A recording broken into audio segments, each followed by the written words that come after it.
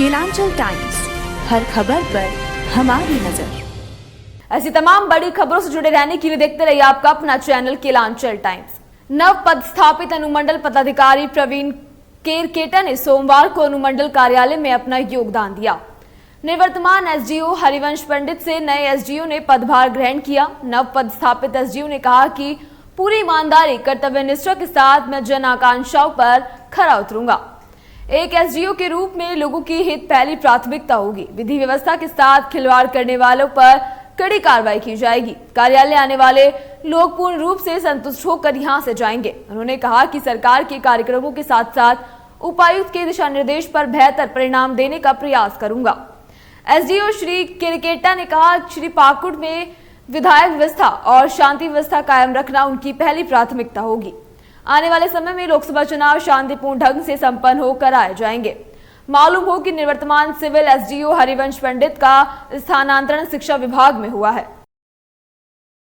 समाहरणालय स्थित एनआईसी कक्ष में सोमवार को आगामी लोकसभा आम चुनाव 2024 को लेकर अंतर्राज्यीय बॉर्डर सीलिंग और विधि व्यवस्था संबंधी बैठक का आयोजन किया गया। इसी बैठक की अध्यक्षता संथाल परगना आयुक्त लालचंद डाडेल ने की। जिला निर्वाचन पदाधिकारी सह उपायुक्त मृत्युंजय कुमार बरनवाल ने कहा कि यह बैठक अंतर्राज्यीय और अंतर जिला की बैठक लोकसभा आम चुनाव में सुरक्षा व्यवस्था को दुरुस्त और शांतिपूर्ण मतदान को लेकर मुख्य रूप से आयोजित की गई है। इसी के अलावा बैठक में सोमवार सीमावर्ती वाले इलाकों में पड़ने वाले बूथों पर विशेष चौकसी बरतने, चेक नाका पर विशेष चेकिंग अभियान चलाने, बॉर्डर वाले जंगली क्षेत्रों में संयुक्त रूप से एलआरपी चलाने, सूचनाओं का आदान प्रदान करने सहित कई बिंदुओं पर विस्तृत चर्चा की गई। साथ ही वैसे अपराधियों की सूची का आदान प्रदान किया गया जो अपराध एक राज्य के क्षेत्र में कर दूसरे राज्य में भागे हुए हैं। वैसे अपराधियों को गिरफ्तार करने को लेकर अभियान चलाने का भी निर्णय लिया गया है।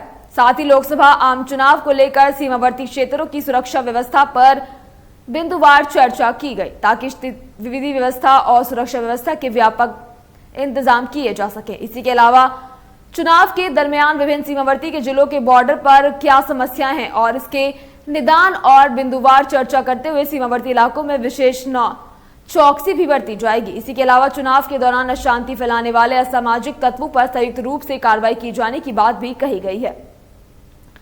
आगे चेक पोस्टों पर सीसीटीवी कैमरों का अधिष्ठापन और एक साइज चेक पोस्ट बनाए जाने के अलावा नक्सल प्रभावित क्षेत्रों में सुरक्षा के व्यापक इंतजाम के साथ नक्सलियों गतिविधियों पर पैनी नजर रखने की विस्तृत चर्चा की गई।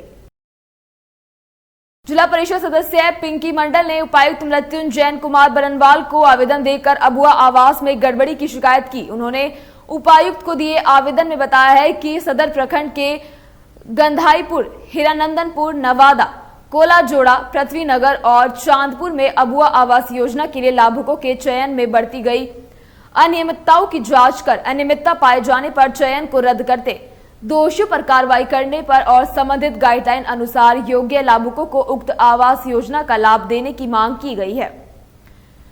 क्षेत्र भ्रमण के दौरान पता चला कि अबुआ आवास की गाइडलाइन को ताक पर रखकर मनमाने तरीके से लाभुकों का चयन किया गया है, जिसके कारण कई योग्य लाभुक उक्त आवास से लाभ से वंचित हो गए हैं। जानकारी मिली है कि राज्य के गाइडलाइन अनुसार लाभुकों का चयन नहीं किया गया है।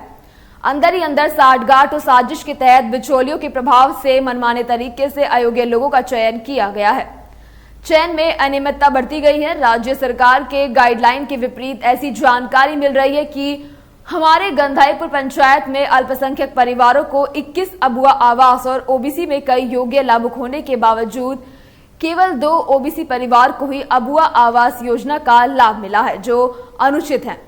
विभागीय निर्देश गाइडलाइन का उल्लंघन है। उच्च स्तरीय जांच कर दोषी लोगों के खिलाफ आवश्यक कार्रवाई सुनिश्चित करने का जिला परिषद सदस्य ने डीसी से मांग की है।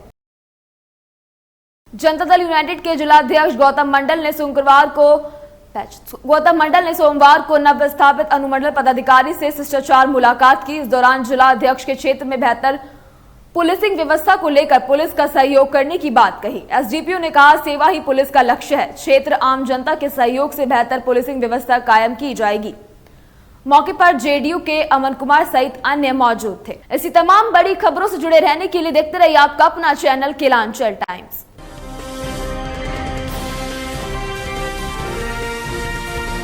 केलांचल टाइम्स, हर खबर पर हमारी नजर।